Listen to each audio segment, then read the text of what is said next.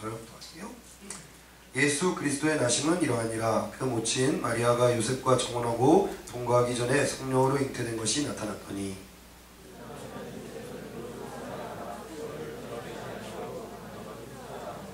이 일을 생각할 때에 주의 사자가 현몽하여 가로되 다윗의 자손 요셉아 내 아내의 마리아 데려오기를 무서워 말라.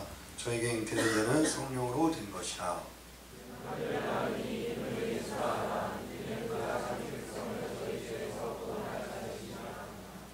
이 모든 일에 된 것은 주께서 선지자로 하신 말씀을 이루려 하심이니 가라사대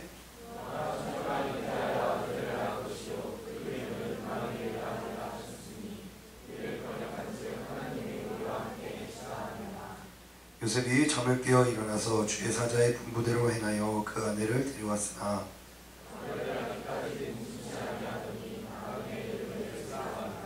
아멘. 21절 말씀을 다같이 좀 합독해볼게요. 21절 네, 다같이 시작. 아들을 낳으리니 이름을 예수하라. 이는 그가 자기 백성을 저희 죄에서 구원할 자이시니라 하니라. 아멘. 오늘 말씀 제목은요, 포기하지 않으시는 사랑, 포기하지 않으시는 사랑이라는 말씀 제목으로 이렇게 은혜를 나누고 있습니다. 하나님이 살아계신 걸 믿는 사람은 박수를 함께 올리겠습니다. 그 하나님이 우리를 죄에서 구원하시기 위해서 독생자 예수를 보냈다고 믿는 사람만 두 손 들고 아멘 하세요. 아멘. 정말 믿음으로 아멘 하셨습니까? 우리를 너무나도 사랑하셔서 우리의 죄를 사하시기 위해서 그 아들 예수를 이 땅에 보내신 거예요. 그래서 캐롤은 아니지만 그 예수님의 사랑을 함께 묵상할 수 있는 찬양을 먼저 부르고 말씀을 계속 이어갈게요. 주 사랑으로 오셨네 라는 찬양이 혹시 아시나요? 잘 모르실 거예요. 근데 가사도 짧고 간단해서 한번 좀 불러볼게요.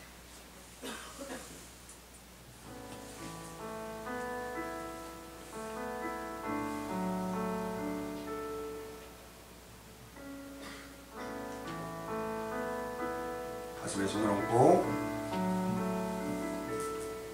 주 사랑으로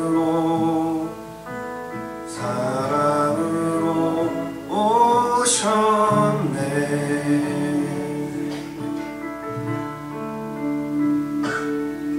주 사랑으로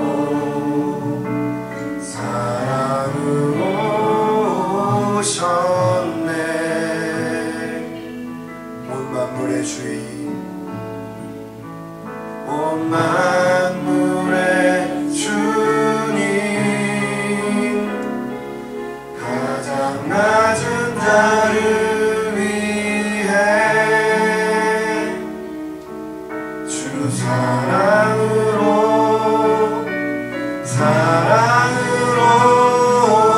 오셨네.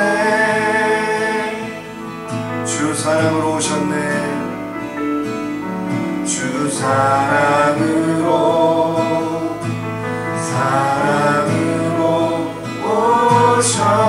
오셨네. 주 사랑으로 오셨네. 주 사랑으로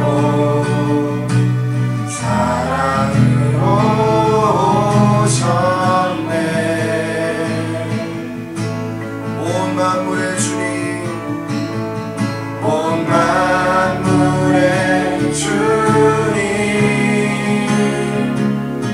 가장 낮은 자를 위해 주 사랑으로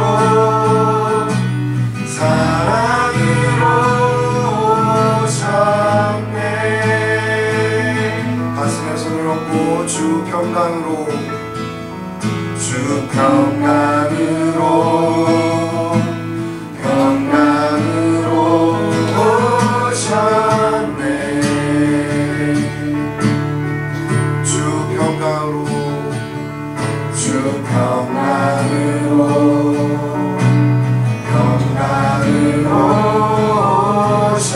오셨네. 온 만물의 주님, 온 만물의 주님, 가장 낮은 자를 위해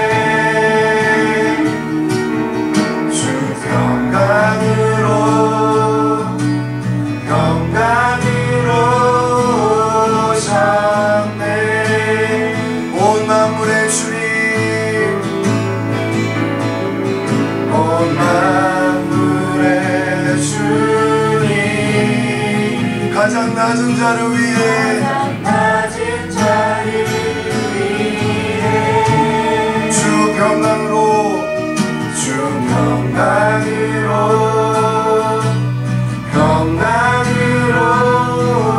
오셨네. 온 만물의 주님, 온 만물의 주님, 가장 낮은 자를 위해 주 사랑으로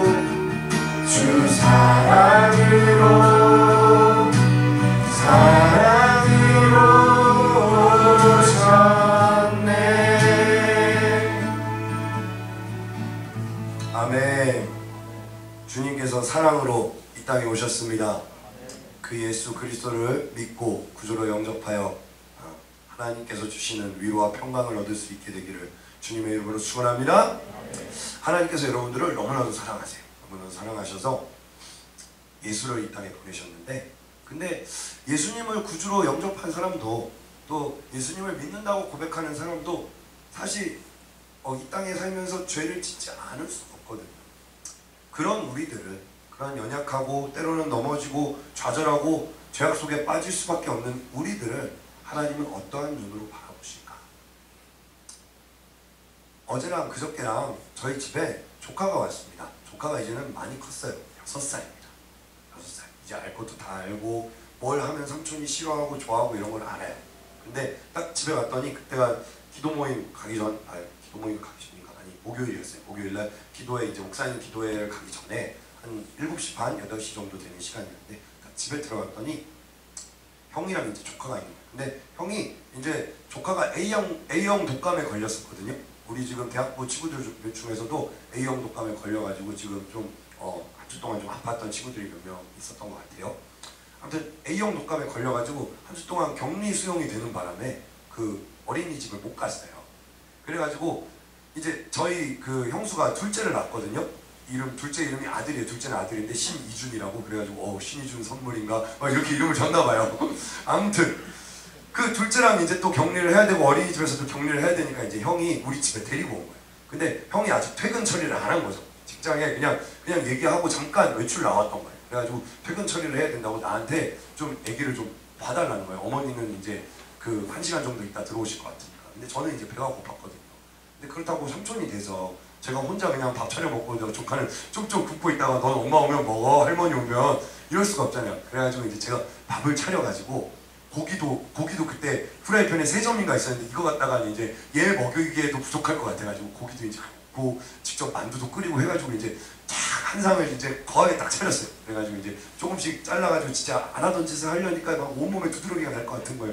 고기를 잘게 자르고 김치도 자르고, 다행히 김치는 그 빨간 김치 아니고 그 백김치가 있더라고요. 안 그러면 옛날에 우리 할머니도 하셨던 것처럼 빨간 입으로 쭉 빨아가지고 이것까지 내가 재현해야 되나? 그건 아니더라고요. 그래가지고 백김치랑 이제 고기랑 만두랑 밥이랑 이렇게 해가지고 저 한 입, 저 두 입 크게 먹고 얘 조그만 스푼으로 한 입 주고 막 이런 식으로 이제 먹이고 있었거든요. 근데 얘가 혹시 지난 3월이었나요? 4월이었나요? 저희 바자회 했던 거 기억나시나요? 그 난지 캠핑장 그쪽 가가지고 왜 우리 바자회 했었잖아요. 그때 막 거의 끝날 때쯤 되니까 막 비 쏟아지고 막 이래가지고 막 이것도 그때 제가 바자회가 오픈하자마자 제일 먼저 산 게 있어요. 여러분들도 알다시피 제가 라이언 덕후거든요. 이 아이패드 뒤에도 라이언이 달려있고 핸드폰에도 달려있고 제 가방에도 달려있고 라이언 덕후잖아요. 그때 그 후디 라이언 쿠션 이따만한 진짜 뭐 크기가 이거보다 더 큰 이제 후디 라이언 쿠션이 하나가 나왔어서 우리 다운자매가 딱 이렇게 정토에 내놨었는데 제가 장사 시작 오픈하자마자 제가 딱 거금 10,000원을 딱 주고 샀어요. 누가 살까봐 돈 주고 산 유일한 라이언 용품이거든요. 근데 그렇게 사놓고 집에다가 제가 2달 동안 거기 쌓여있는 비닐을 안 뜯었어요. 그 정도로 제가 아끼는 거거든요.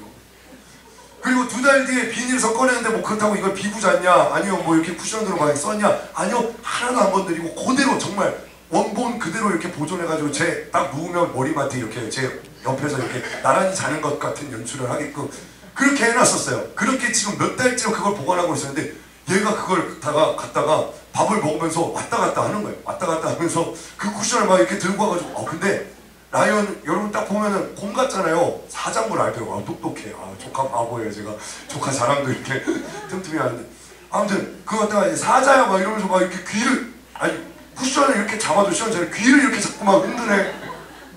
거기까지 그래도 아, 조카잖아요. 참을 수 있었어요.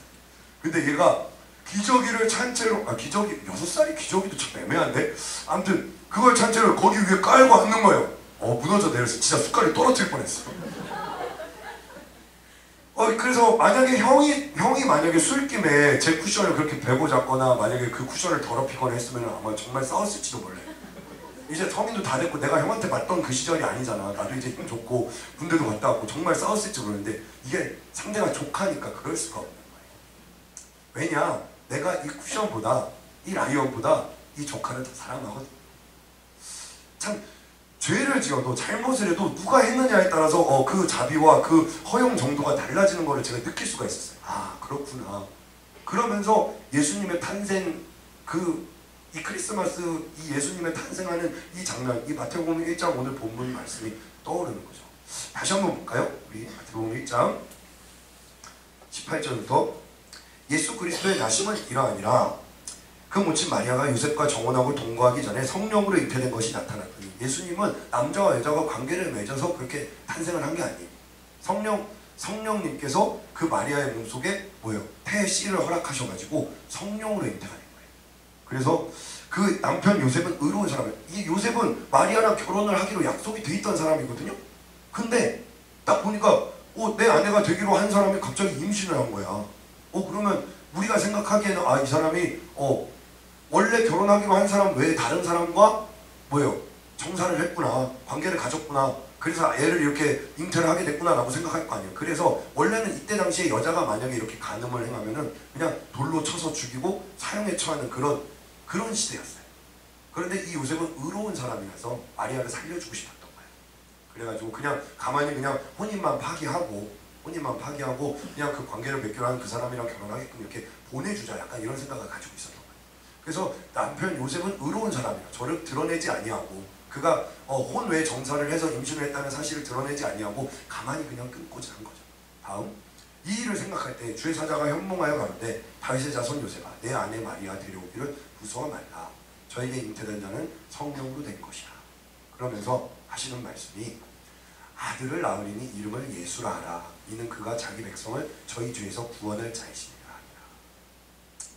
우리의 죄, 이 모든 인류, 자기 백성, 이스라엘 백성들뿐만이 아니라 훗날 예수 그리스도를 구주로 영접하고 하나님의 자녀, 하나님의 백성이 될 그 수많은 이방 민족들을 구원하시기 위해서 예수님을 이 땅에 보내셨다. 아멘이십니까? 이때 당시만 해도 날마다 속죄제로, 번제로, 하나님과 다시 화목게 되기 위한 화목제로 계속 양을 잡고 소를 잡고 염소를 잡고 비둘기를 잡고 곡식을 바치고 그것들을 불에 태우고 그렇게 제사를 지냈었거든요. 근데 그럼에도 불구하고 이스라엘 백성들이 계속 지속적으로 죄를 지는 거예요. 지금 우리가 크리스마스 성국을 준비하는데 뭘 하고 있다고 그랬죠? 느헤미야를 준비하고 있어요. 근데 아까 기도인도 시간에도 잠깐 느헤미야 그 말씀 가운데 있는 구절을 언급을 했는데, 느헤미야가 성을 다 완공을 하고 나서 다 성전 낙석신을 행하기 전에 그 이스라엘과 유다의 모든 포로들, 이방 민족에게 잡혀갔던 포로들이 이 성이 완성되는 것과 같은 비슷한 시점에 포로에서 다시 귀환해서 돌아올 수 있게 됐어요. 그래서 막 하나님께서 행하신 일을 막 찬양하고 감사하는 그러한 구절들이 나오거든요. 한번 볼게요. 느헤미야 9장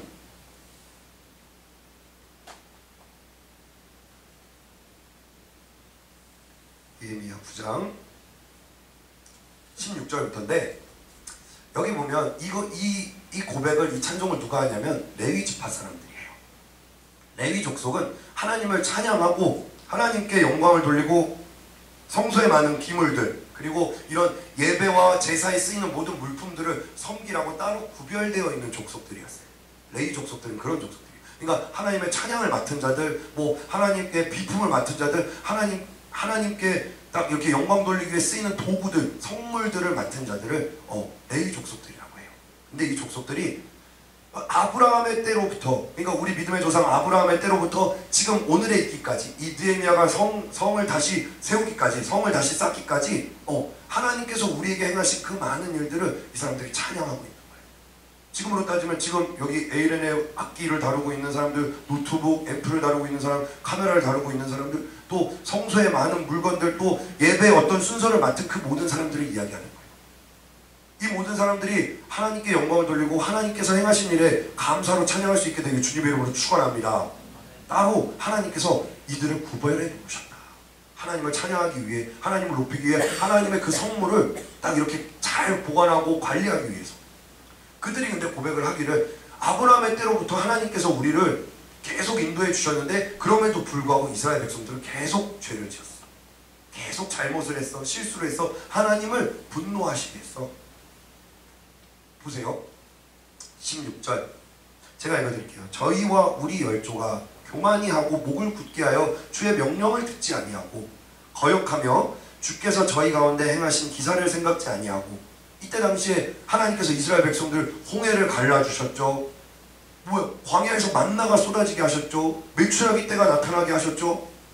바로와 애국 군대를 그 추격을 다 이렇게 홍해 바닷물로 이렇게 다 덮어주셨죠. 그리고 그 전에 애굽에서 나오기 전에 10가지 재앙으로 애굽의 백성들과 그 애굽 왕을 굴복시키셨죠.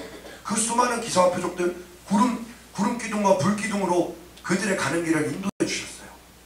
그럼에도 불구하고 그들에게 앞에서 행하신 그 기적과 그 모든 일들을 생각지 아니하고 목을 굳게 하며 패역하여 스스로 한 두목을 세우고 종되었던 땅으로 돌아가고자 하였사오나. 한 두목, 여기서 말하는 건 아론인 것 같아요. 그 출애굽기 32장에 보면 모세가 십계명을 받으러 딱 시내산으로 올라갔는데 그 사이에 백성들이 불평불만이 생긴 거예요. 그래가지고 우리를 다시 애굽으로 인도해야 되나, 우리를 위해 신을 만들어라 라고 하면서 금송아지를 딱 만들었네. 그 장면을 이야기합니다. 자, 볼게요.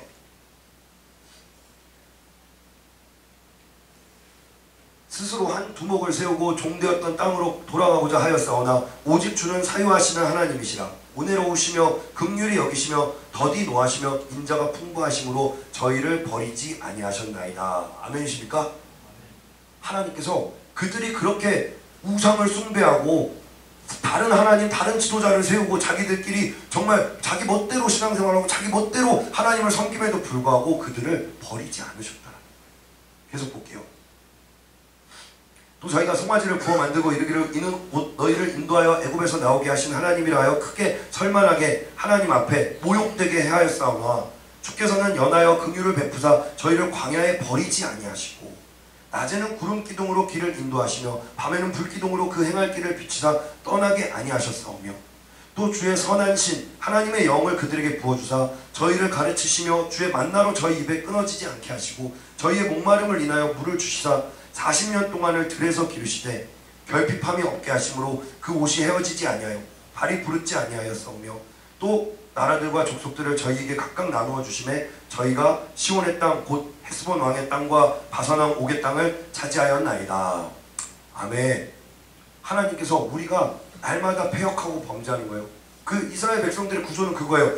죄를 지었어. 하나님이 슬퍼하시고 노여하시는 죄를 지었어. 그래서 하나님이 진노하셔서 이놈 하시면서 그들을 징계하시고 또 그들에게 재앙을 내리시 딱 그 찰나에 이들이 다시 하나님께 회개하는 거예요. 통회 자복하는. 근데 이 회개의 계기가 그때 당시 하나님께서 세우셨던 모세를 통해서, 지도자 모세를 통해서, 또 아론과 훌을 통해서 그들을 하나님이 다시 선한 길로 인도해 주시고, 그러면 또 하나님이 또 용서해 주시고, 근데 그들이 또 다시 깨닫지 못하고 감사를 잊어버리고 또 죄를 짓고, 또 하나님이 또 너무 치시고 또 다시 용서하시고, 그 모든 과정들이 반복되는 가운데 만약에 이때 아브라함의 때로부터라고 레위 조속들이 고백했거든요. 근데 하나님께서 노아의 홍수 때만 해도 모든 백성들의 지면에서 쓸어버리셨어요. 그리고 그 노아의 그 8가족만 남겨주고 다 온 땅의 모든 생물들을, 모든 사람들을 다 쓸어버리셨어요. 그래서 새로운 시대를 딱 여셨는데 그럼에도 불구하고 이 땅에 사는 사람들이 계속 죄를 지어가는 거예요. 하나님께 택함을 받고 하나님의 백성으로 부르심을 받은 사람들도 계속 그렇게 죄를 짓고 있는데 그럼에도 불구하고 하나님께서 우리를 버리지 않으셨다. 버리지 않으셨다. 여러분 그걸 기억하시기 바랍니다. 창세기 3장에 보니까 아담과 하와가 선악과를 따먹는 죄를 지었잖아요. 근데 그들을 에덴 동산에서 쫓아내실 때도 하나님께서 어떻게 하셨느냐, 그들에게 가죽옷을 지어 입히셨다. 동물을 잡아서 그 가죽을 벗겨서 그 가죽옷을 지어 입히셨다. 이것이 바로 이 땅에 예수 그리스도가 오셔서 당신이 피 흘리심으로, 당신이 희생하심으로 당신의 백성들을 구원하는 표적으로 하나님께서 보여주신 거예요. 이해가 되십니까? 하나님께서는 태초부터 처음 이 땅에 천지를 창조하시고 사람을 만드셨을 때부터, 그리고 당신이 애국 땅에서 종살이 하실 때부터, 또 광야로 인도하셨을 때부터 하나님의 자녀로 계속 이렇게 가나안 땅으로 인도하실 그 모든 과정 가운데서 하나님께서 이들이 계속 죄를 짓고 잘못을 했음에도 불구하고 이들을 버리지 아니하셨다. 당신이 이들을 만드셨기 때문에, 당신이 이들을 창조하셨기 때문에. 하나님께서 이스라엘 백성들의 지도자로 세운 사람이 모세였어요. 근데 이 모세가 막 율법을 선포하고 이들이 잘못을 했을 때 회개를 촉구하고, 또 하나님께서 내가 이들을 용서하지 않으리라 라고 했을 때, 하나님 당신의 이름을 봐서, 당신의 얼굴을 봐서, 당신의 사랑은 당신께서 만드신, 당신께서 택하신 이 백성들을 주님 용서하여 주시옵소서. 그렇게 간구하면서 40년이 넘는 세월을 끌고 갔던 이 모세가 이스라엘 백성들에게 이제 죽을 때가 돼서 마지막으로 하는 말이 있어요. 마지막으로 신명기로 볼게요.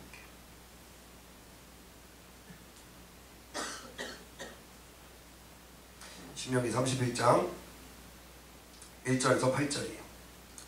제가 읽어드릴게요. 여기 화면 나오니까 보세요. 모세가 가서 온 이스라엘에게 이 말씀을 베푸니라. 곧 그들에게 이르되 내가 오늘날 120세라. 내가 더는 출입하기 능치 못하고 여호와께서도 내게 이르시기를 너는 이 요단을 건너지 못하리라 하셨느니라. 저를 보세요. 근데 너희들이 모세가 있을 때나 없을 때나, 목사님이 계실 때나 안 계실 때나 계속 예수 그리스도의 그 좁은 길을 따라가라고 하나님께서 여러분들에게 말씀하신다는 겁니다. 이 모세가 뭐냐? 나와 함께 계신 하나님이 이제 여호수아와 너희들에게도 함께 하실 것이다. 그러니까 너희는 하나님의 뜻대로 하나님의 길대로 행하라고, 그렇게 지금 믿음의 그 결단을 촉구하고 있는 그 장면이에요. 지금 모세가 마지막으로 유언하듯이 이야기하는 거예요. 나는 이제 120살이야. 나는 더 이상 내가 활발히 활동하기가 능하지 못해. 나는 이제 조만간 하나님이 부르시면 가야 돼. 근데 너희들이 이것만 기억했으면 좋겠다라고 말씀하는 거예요. 지금 계속 볼게요.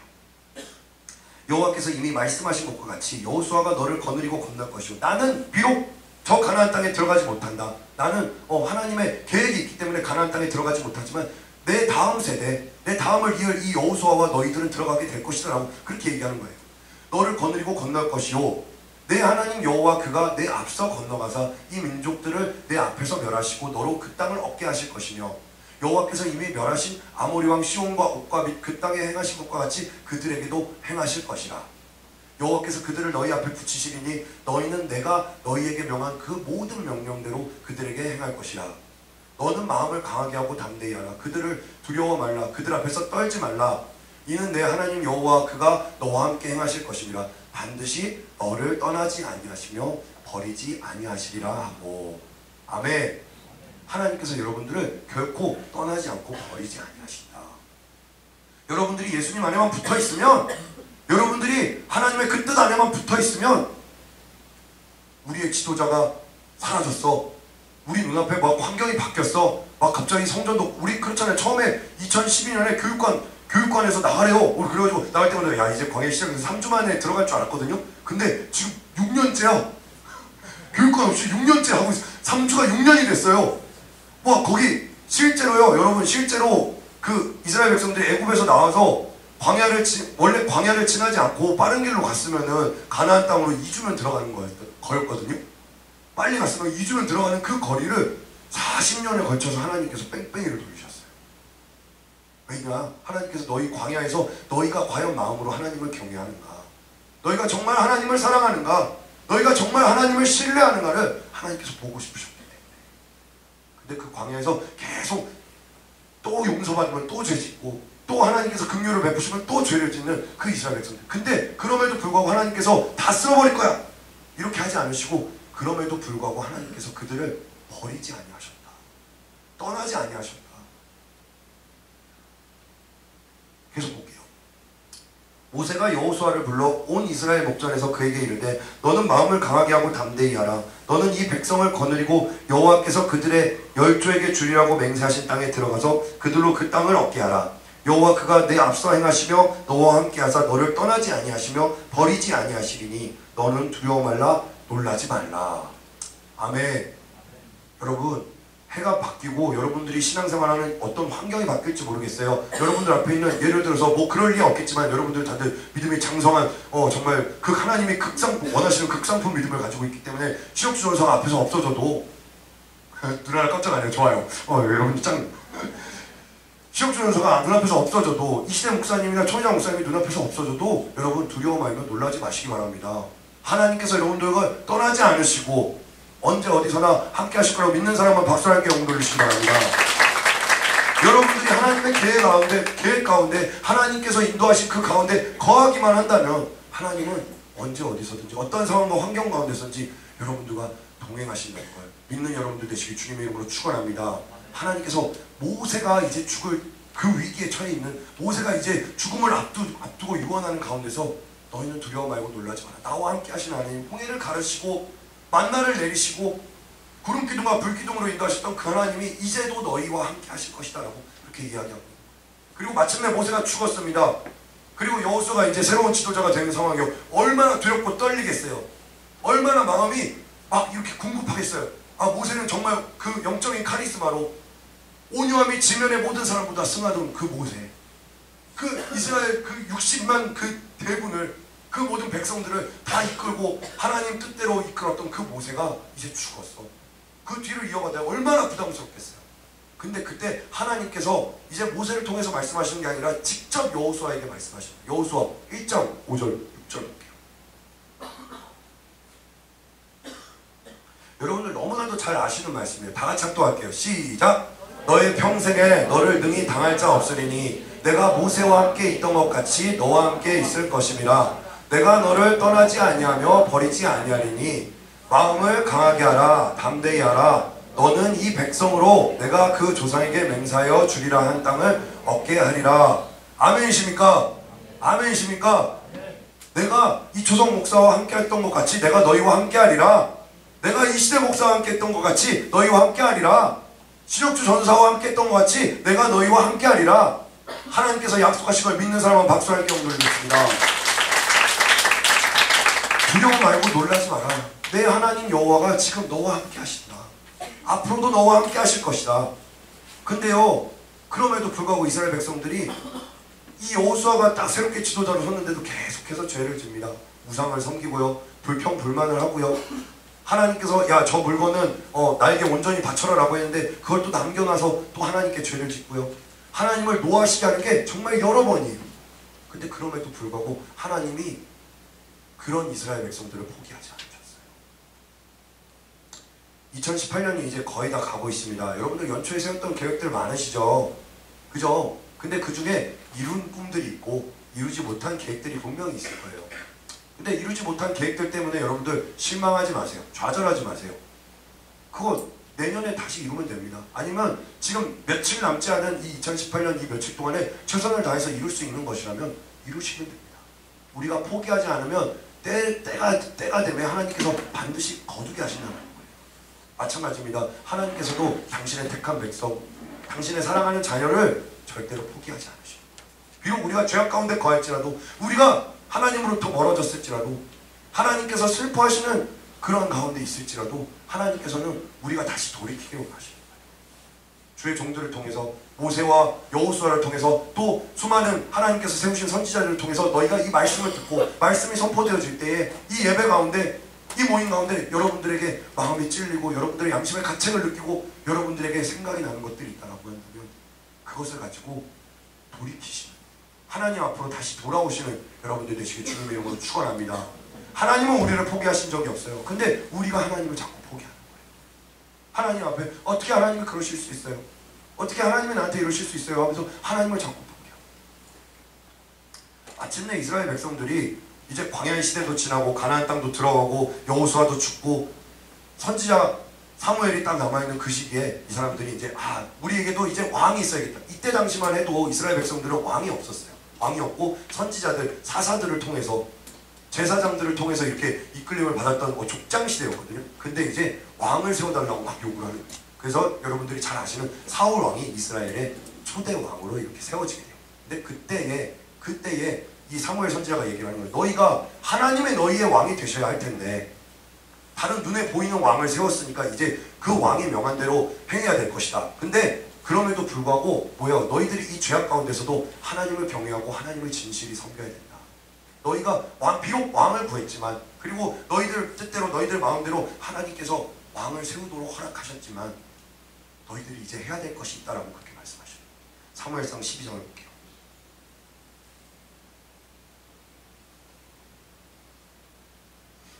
사무엘상 12장 19절부터 25절이에요.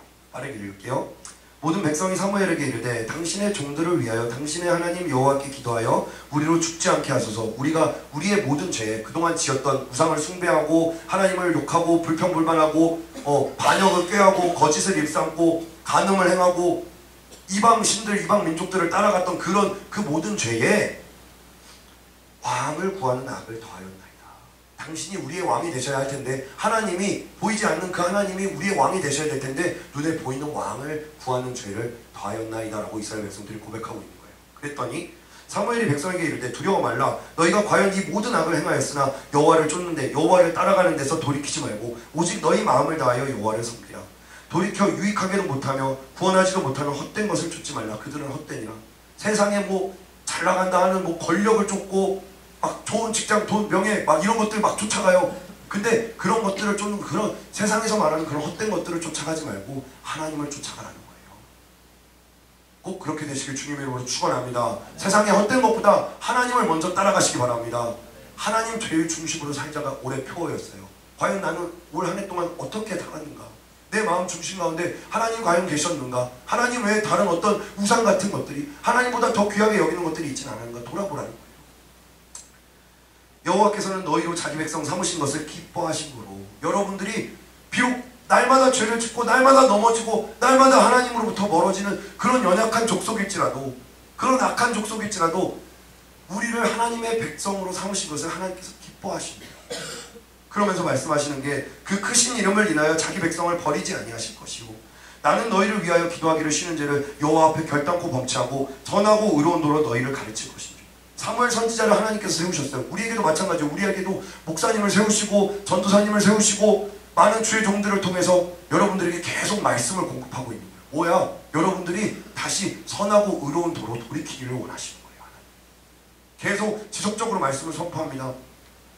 그러면서 여러분들을 위해 기도하기를 쉬는 죄를 여호와 앞에 결단코 범치 아니하고 선하고 의로운 도로 너희를 가르칠 것인즉 너희는 여호와께서 너희를 위하여 행하신 그 큰 일을 생각하여 여러분들에게 이 2018년 한 해 동안 행하신 그 큰 일, 또 여러분들 평생 지금까지 살아오는 이 순간까지 행하신 하나님께서 여러분들에게 베풀어 주신 그 큰 일들을 생각하며 뭐예요? 오직 그를 경외하며 너희의 마음을 다하여 진실히 섬기라. 25절 다 같이 합독할게요. 시작. 만일 너희가 여전히 악을 행하면 너희와 너희 왕이 다 멸망하리라. 여러분, 이제 2018년이 다 가고 있어요. 혹시라도 하나님 앞에 내가 범죄하고 있는 것이 있다면 돌이키시기 바랍니다. 하나님이 원하시는 건 70번에 7번도 물론 용서하시죠. 근데 그럼에도 불구하고 여러분들이 다시 하나님 곁으로 돌아오길 원하시는 거예요. 그래서 하나님은 세상 끝날까지, 예수님이 이 땅에 다시 오시는 그 재림의 그날까지 여러분들을 결국 포기하지 않으십니다. 근데 우리는 날마다 어떻게 보면 하나님을 멀리하고 하나님을 잊어버릴 때가 너무 많아요. 제가 주중에 책을 하나 읽었어요. 냄새나는 예수라는 책인데, 그 남아프리카 공화국의 선교사로 이제 나가셨던 어떤 그 신학 박사분이 쓰신 책이에요. 근데 물론 그 책 안에는 되게 선교에 관한 아주 실제적인 이야기들을 좀 많이 써놨는데, 그 중에서 좀 의미 있는 내용이 있어가지고 여러분들이랑 좀 함께 나눠볼게요. 책 내용을 좀 읽어드릴게요. 나의 신학대학원 동기이자 아프리카 우간다에서 사역하시는 존경하는 선교사님의 선교 편지이다. 이 글에 아프리카의 실상이 적나라하게 드러나 있다. 거듭난 아프리카 사람들에 대해서 지금 묘사하는 거예요. 잘 들어보세요. 뭐 없으니까 혹시 졸리면 뒤에 나가서 뒤에 서서 들으세요. 거듭난 크리스천이라고 교사로 고용을 했더니 가짜 교사로 버젓이 2년을 사기를 쳤습니다. 장로라서 믿었더니 30만원 사기를 치고 도망을 쳤습니다. 월급을 받고서도 노동청에 월급을 받지 않았다고 고소를 합니다.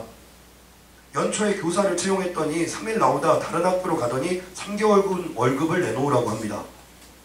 돈을 주지 않으면 6개월이고 2년이고 서류는 책상 서랍 제일 밑에서 잠자는 세상. 땅 문서 서류를 첨부하고 2년이 지난 지금도 땅 문서가 나오지 않아 변호사에게 일임하지 않을 수 없는 세상. 중고가 새 것보다 비싼 세상. 10년 된 차량도 2만 불, 3만 불로 팔리는 세상. 중고 복사기도 200, 300만 원 하는 세상.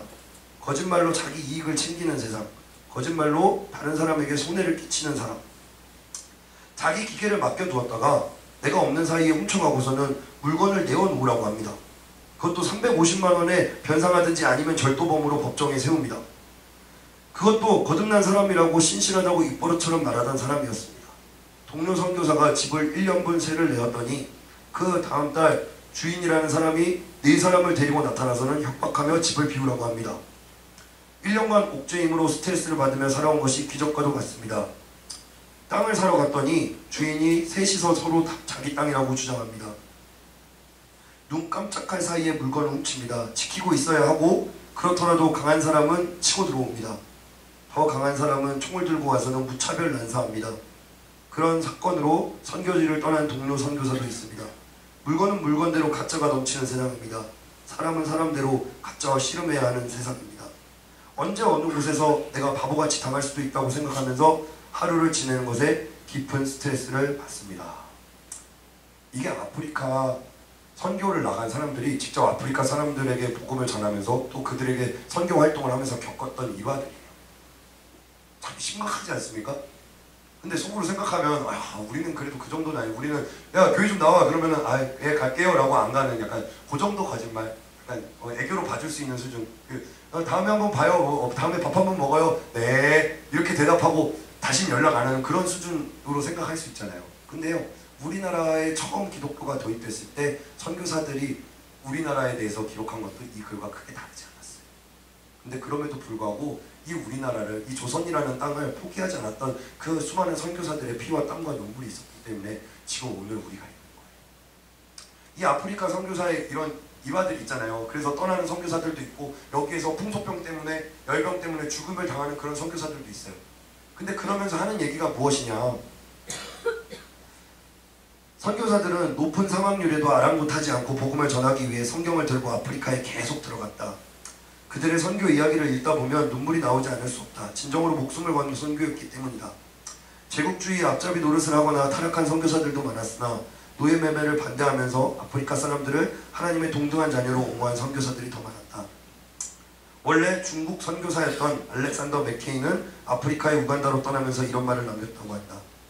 6개월 이내에 당신들은, 그러니까 선교사가 하는 말이에요. 선교사가 선교지로 떠나면서 자기 가족들 또 자신의 그 교회 성도들에게 하는 얘기예요.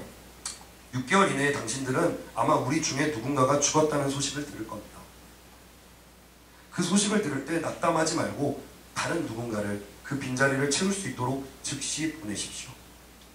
그러니까 내가 죽을 수도 있다는 거예요. 내가 지금 가면 죽을 수도 있는데 그 나의 빈자리에 또 새로운 사람을 보내달라고 지금 요청하고 있는 거예요. 맥케이 선교사 일행은 8명이었는데 우간다에 도착한 지 3개월 만에 3명이 죽고 불과 2년 만에 맥케이를 제외하고 모두 사망했다. 결국 맥케이는 홀로 살아남았다. 그러나 그 역시 12년 동안 버티다 열병으로 쓰러지고 말았다. 라이베리아의 선교사 엘빌 콕스는 1833년 도착 후 불과 4개월 만에 풍토병으로 사망했는데 그의 마지막 기도는 이것이었다. 1000명이 죽더라도 아프리카를 포기하지 말게 하소서. 그 결과 아프리카 대륙은 무슬림의 세력 확장에도 불구하고 북부를 제외한 중부의 많은 지역과 남부의 대부분이 오래전에 기독교화되었다. 하나님께서 그 아프리카 대륙을 정말 그 구제불능이고 정말 속수무책이고 정말 어떻게 보면 복음에 정말 들어갈까 아무런 꿈도 희망도 없을 것 같은 그 사람들에게 하나님께서 지속적으로 선교사들을 보내시고 그들의 피를 흘리게 하시고 말씀을, 그럼에도 불구하고 말씀을 전하게끔 하셔서 지금 거기를 기독교화하고 복음화하고 있는 거예요. 근데 그 아프리카 사람들만 하나님께서 포기하지 않으시는 게 아니라 지금 이 자리에서 예배를 드리고 있는 환난과 고통과 남들에게 말 못할 어려움 가운데 있는 지금 여러분들 한 사람 한 사람도 하나님께서 결코 포기하지 않고 계시다. 2018년에 혹시라도 하나님이 보시기에 난 부끄러운 모습이라고 생각하십니까? 아니면 아직 이루지 못한 목표들, 꿈 때문에 좌절하고 계십니까? 하나님께서는 여러분들을 결코 포기하지 않으셨습니다. 하나님께서는 여러분들을 버리지 않으셨습니다. 지금도 여러분들과 계속 동행하기 원하시고 지금도 여러분들에게 두 팔을 벌리고 그렇게 기다리고 계십니다. 이렇게 계속 이스라엘 백성들이 지속적으로 죄를 짓고 또 회개하고 또 그것 때문에 번제를 드리고 제사를 드리고 하나님께서 마침내는 더 이상 하나님을 못 견디시겠는 거예요. 그래서 당신의 사랑하는 독생자 예수를 이 땅에 보내셔서 아까 뭐예요? 우리가 마태복음 1장 21절에 읽었잖아요. 이는 자기 백성을 저의 죄에서 구원할 자로 이 이름을 예수라 하라. 자기 백성을 저희 죄에서 완전히 영원토록 구원하실 자로 하나님께서 보내시고,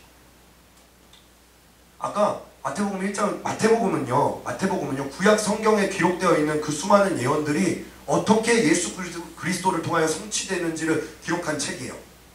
근데 이 마태복음 1장에 처음으로 이제 그 구절이 나와요. 뭐냐면 이사야서 7장 14절에 이새의 줄기에서 새 싹이 나올 것이요 사람으로서 나지 않은 한 사람이 나타날 것인데 아들을 낳을 것이고 처녀가 잉태하여 아들을 낳을 것인데 이 이름을 임마누엘이라 하리라. 근데 임마누엘이 무슨 뜻인지 아십니까? 하나님께서 여러분과 함께 계시다. 하나님이 그 아들 예수를 이 땅에 보내신 것은 예수님이 이 땅에 오심으로 또 성령을 우리에게 보내심으로 우리와 함께 있기 위해서, 우리 가운데 성령이 임하시면, 그리고 우리가 성령의 충만한 가운데 거하면 죄를 짓지 않습니다. 우리가 성령에 충만하면 하나님 뜻대로 살게 됩니다. 근데 우리가 그 성령을 구하지 않고 그 하나님을, 그 예수 그리스도의 그 사랑을 계속 외면하고 있는 거예요. 근데 그럼에도 불구하고 하나님은 우리를 포기하지 않으셨어요. 예수님은 여러분, 지금 여러분들이 혹시라도 죄악 가운데 거할지라도 여러분을 사랑한다고 믿는 사람만 박수 함께 옹돌리겠습니다. 여러분들 빨리 돌아오길 원하시는 거예요. 우리가 무엇이 간데, 그렇잖아요. 아직 복음을 듣지 못한 사람들도 많은데 우리가 먼저 예수 그리스도를 믿게 하시고 하나님의 자녀가 되는 이 축복을 내려주시냐는 거예요. 시편 기자가 시편 135편에 뭐라고 기록을 하냐면 볼게요. 시편 135편 할렐루야 여호와의 이름을 찬송하라. 여호와의 종들아 찬송하라. 여호와의 집 우리 하나님의 전정 하나님의 뜰 안에 거하는 서 있는 너희여 여호와를 찬송하라. 여호와는 선하시며 그 이름이 아름다우니 그 이름을 찬양하라. 4절 다같이 합독할게요. 시작. 여호와께서 자기를 위하여 야곱 곧 이스라엘을 자기의 특별한 소유로 택하셨습니다. 옆 사람에게 인사하세요. 당신은 하나님의 특별한 소유입니다.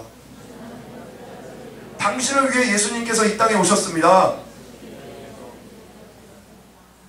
이게 믿어지십니까? 이게 믿어지는 게 여러분들이 바로 특별한 소유라는 증거인 거예요. 하나님의 자녀가 됐다고, 하나님의 백성이 됐다는 증거인 거예요. 이게 믿어지는 거야. 아니 아무리 말해도 못 믿을 그것이 하나님이 어떻게 인간이 될 수 있어? 아니 어떻게 자기 아들을 십자가에 못 박혀 죽게 할 수 있어? 근데 이게 믿어지는 순간 여러분들은 하나님의 특별한 소유가 되는 거예요. 혹시라도 지금 믿어지시지 않는 사람이 있습니까? 하나님께서 여러분의 때를 예비하고 계십니다. 여러분들이 죽기 직전까지 하나님은 절대로 여러분들을 포기하지 않아요. 이사야서 41장 8절에서 10절에 보면은 여러분들이 잘 아는 말씀이에요. 두려워 말라, 놀라지 말라, 내 하나님 여호와가 너희와 함께 하시라. 제가 이거 말씀 만나를 이제 작업을 하고 있었거든요. 여러분들 이제 송년회 되면 말씀 만나를 또 뽑아요. 우리 한 해를 지내면서 또 새로운 한 해를 맞이하면서 하나님께서 나에게 처음 주시는 말씀이 무엇일까라고 이렇게 뽑는데, 항상 단골로, 그리고 여러분들이 가장 좋아하는 말씀 중에 선호도 1위 약간 그런 말씀 중에 하나예요. 근데 여기에도 뭐라고 기록하고 있느냐, 그러나 나의 종 너 이스라엘아, 나의 택한 야곱아, 혁주야, 대학부원아, 얘야 누구누구야, 지금 여러분들에게 하나님께서 말씀하고 계신 거예요. 나의 벗 아브라함의 자손아, 내가 땅 끝에서부터 너를 붙들며, 이스라엘 백성들 뿐만이 아니라 이제 곧 복음을 듣게 될, 그리고 복음을 받아들이게 될 너희 모든 이 땅 끝과 이 모든 예루살렘과 모든 온 유대와 사마리아 땅 끝에 있는 모든 사람들아, 내가 땅 끝에서부터 너를 붙들며 땅 모퉁이에서부터 너를 부르고 내게 이르기를 너는 나의 종이라 내가 너를 택하고 실어버리지 아니하였다 하였노라. 여러분들이 비록 죄악 가운데 있었을지라도, 비록 내가 하나님을 모르고 살았을지라도 하나님께서 여러분들을 포기하지 않으시고 계속 내가 너를 땅 끝에서부터 모았고 내가 너를 택하고 내가 너를 한번 택했기 때문에 절대 내가 얘 이제 싫은데, 그렇잖아요. 우리 막 누가 나한테 싫은 짓 하고 막 싫은 말 하고 그러고 다니면 절교하고 싶잖아요. 근데 하나님은 그러지 않으세요. 왜냐? 당신이 우리를 만드셨거든. 당신이 우리를 택하셨거든. 당신이 우리를 부르셨거든. 한번 택하면 놓지 않는 거예요. 포기하지 않으십니다. 그래서 이렇게 고백했습니다. 10절 다같이 합동합니다. 시작. 두려워 말라, 내가 너와 함께 하리니라. 놀라지 말라, 나는 내 하나님이 됨이니라. 내가 너를 굳세게 하리라. 참으로 너를 도와주리라. 참으로 나의 의로운 오른손으로 너를 붙들리라. 아멘이십니까? 왜 두려워하지 말아야 되냐? 하나님이 아직 우리를 포기 안 하셨거든요. 하나님이 우리를 버리지 않으셨거든요. 하나님이 우리를 놓지 않으셨거든요. 아멘이십니까? 하나님이 결코 이 예수중심교회를 버리지 않으십니다. 하나님께서 이 대학부를 포기하지 않으십니다. 한번 해당 기수가 대답해 보세요. 하나님은 23기를 포기하지 않으십니다. 하나님은 24기를 절대 버리지 않으십니다. 아멘입니까? 혼자라도 괜찮아요. 버리지 않았어요. 왜냐? 이 한 사람이 있기 때문에. 하나님이 택하신 이 한 사람이 있기 때문에. 하나님은 결단코 25기를 포기하지 않으셨습니다. 하나님은 26기를 향한 그 사랑의 손을 결단코 거두지 않으셨습니다. 하나님께서 수경팀을 향한 사랑을 포기하지 않으셨습니다. 수경팀! 아멘이십니까? 하나님께서 신팀을 향한 사랑을 포기하지 않으셨습니다. 하나님께서 슬기팀을 향한 그 긍휼과 그 자비의 마음을 포기하지 않으셨습니다. 하나님께서 선인팀을 향한 그 사랑의 마음을, 그 사랑의 손길을 거두지 않으셨습니다. 하나님께서 지혜팀을 향한 마음을 숨기지 않으시고 지금도 이 예수 그리스도를 통해 드러내고 계십니다. 하나님께서 다윗팀을 향한 그 사랑의 마음을 지금도 나타내고 만천하에 자랑하고 계십니다. 하나님께서 성은팀을 향한 그 사랑의 마음을 지금도 넘치도록 하나님께서 부어주시고 계십니다. 하나님께서 세연팀을 향한 당신의 마음을, 당신의 손길을 거두지 않으시고 지금도 여러분들에게 쏟아 부어주고 계십니다. 빠진 팀 있나요? 없어요. 있어요? 없어요. 없죠? 또 괜히 전사님 상처받았습니다. 당신의 설교는 하나님을 향한 사랑에 나를 좌절하게 만듭니다. 하나님은 예수중심교회를 절대 포기하지 않으십니다. 하나님은 여러분 한 사람 한 사람을 절대 포기하지 않으십니다. 옆 사람에게 이렇게 고백하세요. 옆 사람을 축복하세요. 하나님은 당신을 결코 포기하지 않으십니다. 하나님은 광주교회를 결코 포기하지 않으십니다. 하나님은 부산교회를 결코 포기하지 않으십니다. 하나님은 예수중심교회 모든 지교회들을 결코 포기하지 않으십니다. 우리가 하나님을 포기하지 않아야 됩니다. 이제 하나님 손에 붙들려야 됩니다. 2018년 동안 혹시라도 수많은 넘어짐과 실수와 그런 부침이 있었습니까? 이제 2019년이 다가옵니다. 여러분 2019년에도 2020년에도 여러분들 이 세계 삶이 끝나는 그날까지 하나님은 여러분들과 함께 하실 것입니다. 무엇이 두려우십니까? 무엇이 낭망이 되십니까? 무엇이 좌절이 되십니까? 하나님이 여러분들을 이렇게 사랑하십니다. 당신의 아들을 기꺼이 내어주실 정도로 이 땅에 정말 말 구유에 놓이신, 정말 있을 곳이 없어서, 아이를 낳을 곳이 없어서 마국간에 그 말 구유에 놓이신 그 아기 예수가 왜 이 땅에 오셔야만 했는가? 우리를 죄로부터 구원하시기 위해, 우리를 향한 그 사랑을 우리에게 나타내시기 위해, 우리를 포기하지 않고 우리가 다시금 하나님의 백성으로 바로 서게 하기 위해 하나님께서 그 아들 예수를 이 땅에 보내셨습니다. 말씀을 정리할게요. 로마서 8장이에요. 우리 좀 전에 찬양에도 고백했는데 로마서 8장 35절 좀 긴데요. 35절부터 39절까지 다 같이 한번 합독해볼게요. 한 목소리로. 가능하시죠? 할 수 있으시죠? 하나님이 우리를 이처럼 사랑하셨는데 우리가 이거 하나 못하겠어요? 다 같이 한번 여러분 믿음으로 정말 큰 목소리 한번 고백해볼게요. 시작! 누가 우리를 그리스도의 사랑에서 끊으리요?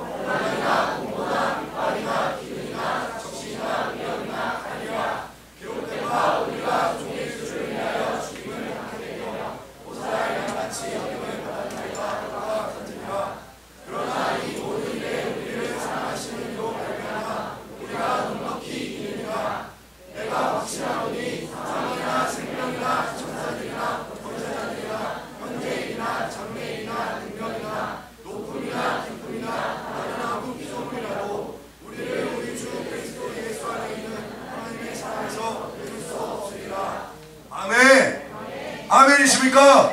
박수로 함께 옥놀립시다.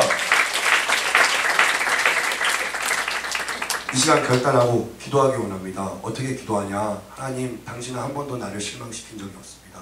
당신은 한 번도 나를 떠나신 적 없고 비록 나를 징계하시고 나에게 어떤 고난을 허락하실지라도 내가 다시 하나님께로 돌아오길 원하시고 다시 하나님께서 원하시는 선하고 의로운 길로 행하길 원하시고 그 예수 그리스도와 다시 동행하길 원하시는 그 하나님의 마음, 우리 이 찬양 고백하면서요 그렇게 결단했으면 좋겠어요. 하나님, 내가 2018년 한 해 동안 그 많은 실수와 넘어짐과 그 모든 죄악 가운데도 불구하고 나를 수없이 용서하시고 나를 품으시고 나와 함께 하시고 지금까지 인도하신 주님 감사합니다.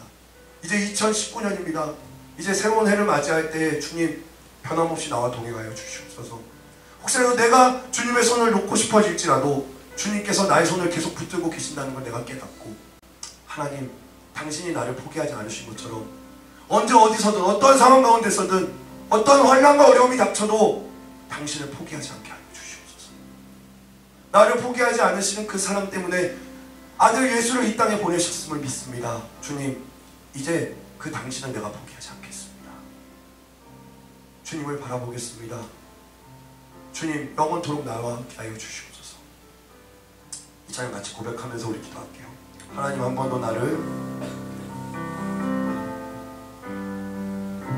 하나님 한 번도 나를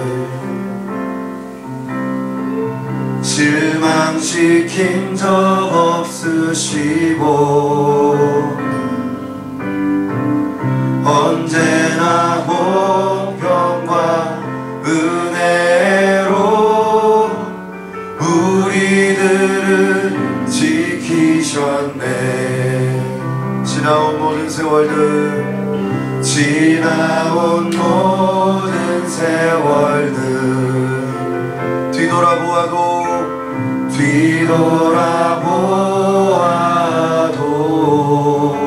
그 어느 것 하나, 그 어느 것 하나 주의 손길 안 미친 것 전혀 없네. 두 손 들고 신실하신 주, 오 신실하신 주, 오 신실하신 주, 내 너를 떠나지도 않으리라, 내 너를 떠나지도 않으리라,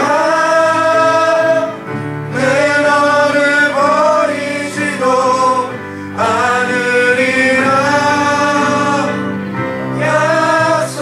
약속하셨던 주님, 그 약속을 지키사, 그 약속을 지키사 이후로도 영원토록, 이후로도 영원토록 나를 지키시리라, 나를 지키시리라 하시